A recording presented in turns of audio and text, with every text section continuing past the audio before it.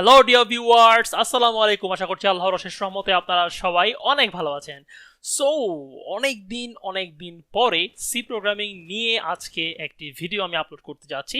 So অনেকেই request করেছেন C প্রোগ্রামিংটা continue করার জন্য, তো সেই চিন্তা থেকেই এই উদ্যোগটা নেওয়া। তো চলুন দেখে আসি আজকে আমরা মাইলস্টোন 3 এর মডিউল 5 এ কি শিখছি, হোয়াইল লুপ সিনট্যাক্স, এবং আমরা দেখব কিভাবে 1 to 10 পর্যন্ত ভ্যালু প্রিন্ট করা যায় এন্ড দেন সামেশন কিভাবে বের করতে হয় হোয়াইল লুপ ইউজ করে।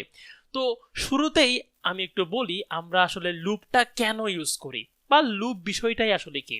ধরুন আপনাকে বলা হলো আপনার নামটা প্রিন্ট করতে 10 বার, ফাইন। সো আপনি কি করবেন, প্রিন্টএফ লিখবেন 10 বার, যেহেতু আপনি ফর লুপ সম্বন্ধে কোনো কিছুই জানেন না, রাইট? সো 10 বার আপনি লিখলেন, ভালো কথা, কোনো সমস্যা নাই। কিন্তু যদি আপনাকে বলা হয় আপনার নামটি আপনি লিখবেন 100 বার কিংবা 200 বার, তাহলে কি আপনি 100 বার কিংবা 200 বার প্রিন্টএফ লিখবেন? No, doesn't make any sense, right? So যখনই কোনো একটা কাজ আমার বারবার করার প্রয়োজন পড়বে তখনই আমি কোনো একটা লুপ ইউজ করব। ওকে, সো লুপ অনেক ধরনেরই আমরা ব্যবহার করতে পারি। আজকে আমরা শিখবো কিভাবে হোয়াইল লুপটা ইউজ করা যায়। ওকে, সো প্রথমেই আমি যেটা করি একটু ফ্লো ডায়াগ্রামটা দেখানোর চেষ্টা করি যে কিভাবে আসলে হোয়াইল লুপটা কাজ করে। খেয়াল করেন, কন্ডিশনের মধ্যে এখানে একটা শর্ত দেওয়া থাকে। আমরা ইফ এলস পড়েছি, সুইচও দেখেছি, রাইট? সো ইফ এলসে কি হয়, একটা কন্ডিশন দেওয়া থাকে, ওই কন্ডিশন যদি ট্রু হয় দেন ইফের ভিতরের স্টেটমেন্টগুলো এক্সিকিউট করে, রাইট? সো হোয়াইল লুপও কিছুটা সেরকমই, একটা কন্ডিশন থাকলো, যদি এই কন্ডিশনটা ট্রু হয় তাহলে ভিতরে ঢুকবে, যা যা লাইনগুলো থাকবে সেগুলো সে এক্সিকিউট করবে, আর যদি কন্ডিশন ফলস হয় তাহলে সিম্পলি হোয়াইল থেকে বের হয়ে যাবে। ওকে, এটাই হচ্ছে সিম্পল ফ্লো চার্ট। এবার আসেন আমরা একটু হোয়াইল লুপের সিনট্যাক্সটা দেখি। হোয়াইল সিম্পলি তার ব্রেকেটে হবে একটা কন্ডিশন, দেন ব্রেকেট অ্যাজ ইউজুয়াল, এই ব্রেকেটের ভিতরে যে স্টেটমেন্টগুলো থাকবে সেগুলো এক্সিকিউট হবে যদি হোয়াইলের কন্ডিশনটা ট্রু হয়। Simple, right? আচ্ছা, যদি হোয়াইলের কন্ডিশনটা ফলস হয় তাহলে হোয়াইল থেকে বের হয়ে যাবে। জাস্ট এতটুকুই আপনি মনে রাখেন, বাকিটা আমরা চলুন প্র্যাকটিক্যালি দেখে ফেলি। ওকে, সো আমরা চলে আসলাম কোড ব্লকসে। ফাইন, এখানে এখন আমরা হোয়াইল লুপ নিয়ে কিছু কাজ করব। এখানে হচ্ছে হোয়াইলের যে স্কোপটা আছে, যে ব্রেকেটটা আছে, তার মধ্যে কিছু স্টেটমেন্ট থাকতে পারে। সিম্পলি আমরা আপাতত প্রিন্ট দিয়ে রাখি হ্যালো। ওকে, সো হোয়াইলের মধ্যে একটা কন্ডিশন থাকবে, ওই কন্ডিশনের উপরে বেস করে হোয়াইল লুপটা কাজ করবে। ধরুন integer i is equal to 0, simple, right? এখানে বলে দিচ্ছি i এর মানটা যদি 5 থেকে ছোট হয় তাহলে হোয়াইল লুপ কাজ করবে। এই মুহূর্তে প্রোগ্রামটা আমি এই অবস্থায় রান করি, খেয়াল করবেন এখানে কোটি কোটি হ্যালো চলে আসছে। কেননা হোয়াইল লুপটা এখন ইনফাইনাইট হয়ে গেছে, সে ইনফিনিটিভলি চলতেই আছে, কোনো থামাথামির নাম নাই। কেন থামাথামির নাম নাই? খুবই সিম্পল, কারণ এই হোয়াইলের যে কন্ডিশনটা দিয়েছি আমরা, এটা কখনোই ফলস হবে না। সো যতক্ষণ পর্যন্ত ফলস না হবে হোয়াইল লুপটা ঘুরতেই থাকবে। তো ফলস কিভাবে হবে? যদি আমি বলে দেই এখানে i এর যে মানটা আছে, i তো 0 থেকে শুরু হলো, i এর মানটা প্রত্যেকবার এক এক করে বাড়বে।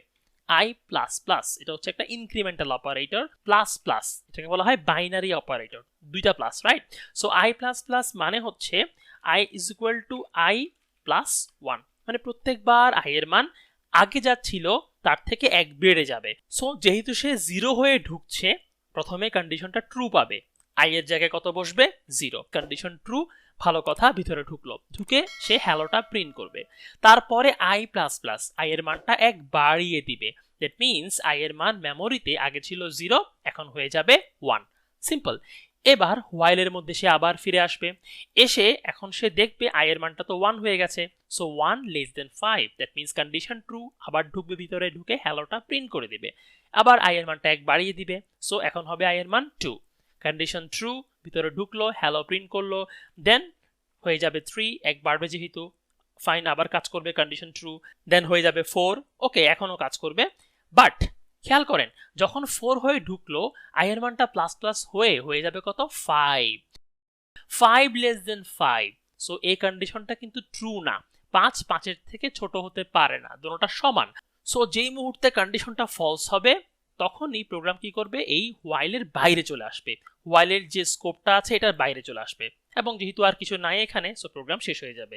সো আলটিমেটলি কি হচ্ছে, আমি এই প্রোগ্রামটা রান করার পরে হ্যালো দেখতে পাবো 5 বার, কেননা এই লুপটা চলেছে 5 বার। খেয়াল করেন আমি যদি এখানে আই দিয়ে রিপ্লেস করে দিই, রান করি, so hello hello hello hello hello, পাশাপাশি লেগে আছে বলে হয়তো বুঝতে পারছেন না, ব্যাপার না। আমি এখানে একটা নিউ লাইন দিয়ে দিই, তাহলে একটা নিচে একটা আসবে। সো দেখেন hello hello hello hello hello কয়বার আসলো? 5 বার।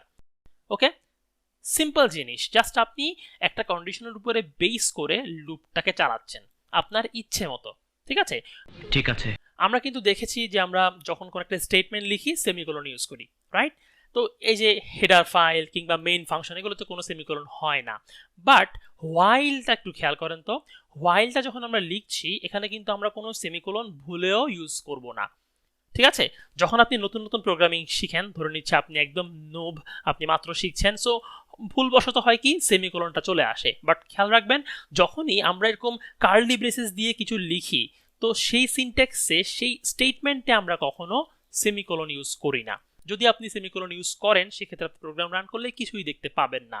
এইটার কারণ কি, কেন কিছু আসছে না? কেননা যখনই আপনি সেমিকোলন দিচ্ছেন, semicolon means end of line, so say এই লাইনটার পরে আর আসতেই পারছে না। এই হোয়াইলের মধ্যেই কম্পাইলার ঘুরতেছে, ইনফাইনাইট অবস্থায় পড়ে গেছে, সে আর হোয়াইলের বাইরে আসতেই পারতেছে না। কেননা আপনি এখানে সেমিকোলন দিয়ে বলে দিচ্ছেন যে ভাই হোয়াইল তুমি শেষ।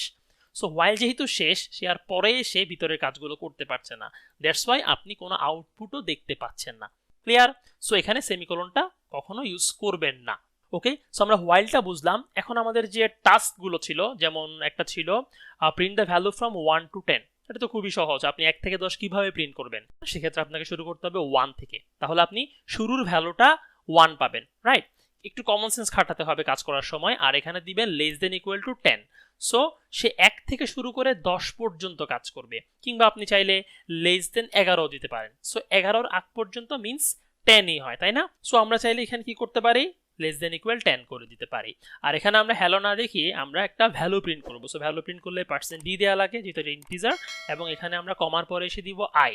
সো এখন যদি রান করি, খেয়াল করেন 1 to 10 কিন্তু আমি পেয়ে যাচ্ছি। ঠিক আছে, ভেরি সিম্পল আর কি, খুব জটিল কিছু না। এবার আমাদের সেকেন্ড যে টেস্ট ছিল সেটা হচ্ছে find the summation of 1 to 10 by using while loop. তো আমরা এখন 1 থেকে 10 পর্যন্ত সংখ্যার যোগফল বের করব। এটা আরো সহজ, ট্রাস্ট মি। আমরা 1 থেকে 10 তো প্রিন্ট করে ফেলেছি, তার মানে হোয়াইলের ভিতরে আমি প্রত্যেকবার i এর ভ্যালুটা পাচ্ছি।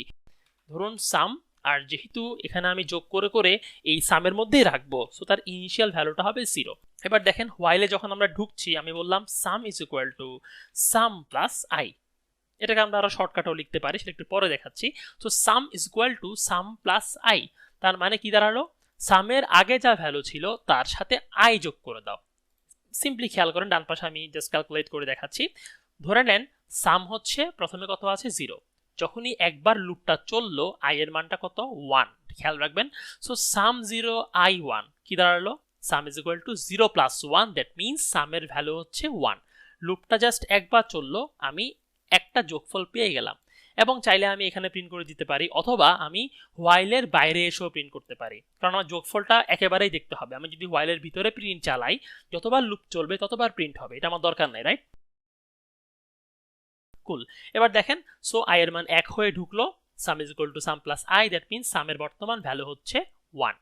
দেন একবার লুপ ঘুরে যেহেতু এখানে প্লাস প্লাস হচ্ছে, i এর মানটা হয়ে যাবে 2, তাহলে সামের আগে ভ্যালু ছিল 1 প্লাস i এর ভ্যালু এখন 2, that means 1 plus 2 is equal two 3। Fine, এবার i এর মানটা হবে 3, সো সামের ভ্যালু ছিল আগে 3, that means 3 plus 3 is equal two 6।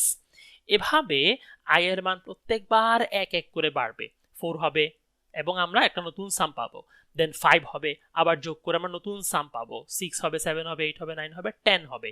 So 10 পর্যন্ত লুপটা যেহেতু চলবে, প্রত্যেকবার আমরা যোগ করে করে সামের মধ্যে যোগফলটা রাখছি, রাইট? তো যেই মুহূর্তে i এর মানটা 11 হয়ে যাবে, তখন তো আর হোয়াইল লুপে ঢুকবে না, যেহেতু কন্ডিশন তখন ফেইল করবে। i এর মান 11 হয়ে গেলে কন্ডিশনটা ফেল করবে। সো হোয়াইলে যখন ঢুকবে না, সে কি করবে, হোয়াইল থেকে বের হয়ে আসবে, আর বের হয়ে আসলে আলটিমেটলি এই প্রিন্টএফটা রান করবে। রান করে দেখি, খেয়াল করেন 55। সো 55টাই হচ্ছে 1 থেকে 10 পর্যন্ত সংখ্যার যোগফল। Very easy, very easy, trust me. Just আপনি একটু খেয়াল রাখতে হবে আপনার কন্ডিশনটা কি হবে এবং আপনি কত করে বাড়াচ্ছেন, জাস্ট এতটুকুই। সো এই প্রোগ্রামটা যদি আপনি বুঝে থাকেন, আপনি খুব সহজেই 1 থেকে 100 পর্যন্ত জোড় সংখ্যা এবং 1 থেকে 100 পর্যন্ত বিজোড় সংখ্যাটা বের করে ফেলতে পারবেন। জাস্ট একটু ট্রিক্স আপনাকে খাটাতে হবে। এই কন্ডিশনের উপরে এবং এই যে ইনক্রিমেন্টটা হচ্ছে না এটার উপরে। আচ্ছা, আরেকটা জিনিস দেখিয়ে দিই, আমি এখানে বলেছিলাম এটাকে শর্টকাটেও লেখা যায়, আপনি চাইলে এটাকে এভাবে লিখতে পারেন। ঠিক আছে, এটা হচ্ছে এটা শর্ট এন্ড অপারেশন আর কি। সো আপনি চাইলে সাম equal to sum plus I না লিখে সাম প্লাস ইকুয়াল টু আই লিখতে পারেন। ওকে, সো আশা করছি হোয়াইল লুপটা আপনাদের ক্লিয়ার হয়ে গেছে। নেক্সট ক্লাসে কথা বলবো ডু হোয়াইল লুপ নিয়ে এবং হোয়াইল ডু হোয়াইলের মধ্যে কিঞ্চিত পার্থক্য আছে সেটা নিয়ে। সো ভালো থাকবেন সবাই, সবার সাথে দেখা হবে আবার নতুন ক্লাসে ডু হোয়াইল নিয়ে। টিল দেন ভালো থাকবেন, আসসালামু আলাইকুম, আল্লাহ হাফেজ।